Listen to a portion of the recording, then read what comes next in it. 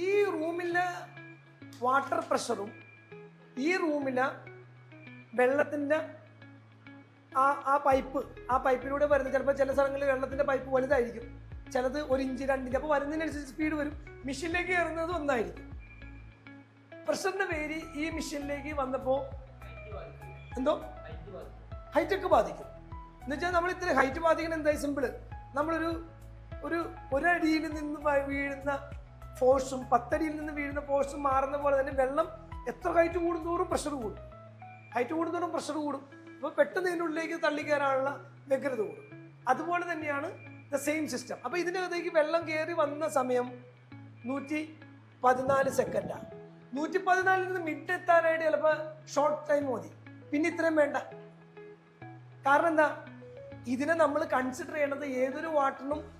ഇപ്പൊ പെട്രോളിനൊക്കെ reserve tank, വണ്ടികൾക്ക് reserve ഒരു ഏരിയ ഉണ്ടല്ലോ, ഇതുപോലെ ഈ മെഷീന് ഒരു റിസർവ് ഉണ്ട്. റിസർവ് എത്താനുള്ള സമയമാണ് എപ്പോഴും ഡിലേ. റിസർവിൽ നിന്ന് ബാക്കിയുള്ളത് എത്താൻ പെട്ടെന്നാണ് എന്നും പറഞ്ഞുകൊണ്ട് നിങ്ങൾ ഇങ്ങനെ ചിന്തിക്കരുത് 114 സെക്കൻഡ് കൊണ്ട് ലോ ലെവൽ എത്തിയപ്പോൾ മിഡ് ലെവൽ എത്തുമ്പോൾ 248 വേണ്ടി വരുമെന്ന് നിങ്ങൾ ചിന്തിക്കരുത്. മേ ബി അടുത്ത ഒരു 60 സെക്കൻഡ് 50 സെക്കൻഡ് കൊണ്ട് മിഡ് ലെവൽ എത്തും, അതിലും ഒരു 30-40 സെക്കൻഡ് കൊണ്ട് ഹൈ ലെവലും എത്തും. അപ്പം നമ്മളൊരു ലോണ്ടറി തുടങ്ങുമ്പോൾ ഏറ്റവും ഫസ്റ്റ് പഠിച്ചു വയ്ക്കേണ്ട ഒരു കാര്യമാണ് 3 ലെവലുകൾ പഠിച്ചു വയ്ക്കുക: low level, mid level, high level. ഇതാണ് നമ്മുടെ വെള്ളം.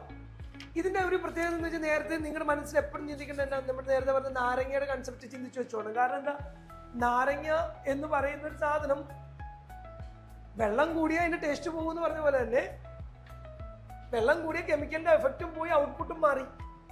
അപ്പൊ ഓൾറെഡി നിങ്ങൾ എപ്പോഴും ചിന്തിക്കേണ്ടത് എന്താണ്, low level, mid level, high level. നിങ്ങൾക്ക് 3 വാഷ് കൺസെപ്റ്റ് ചെയ്യണം.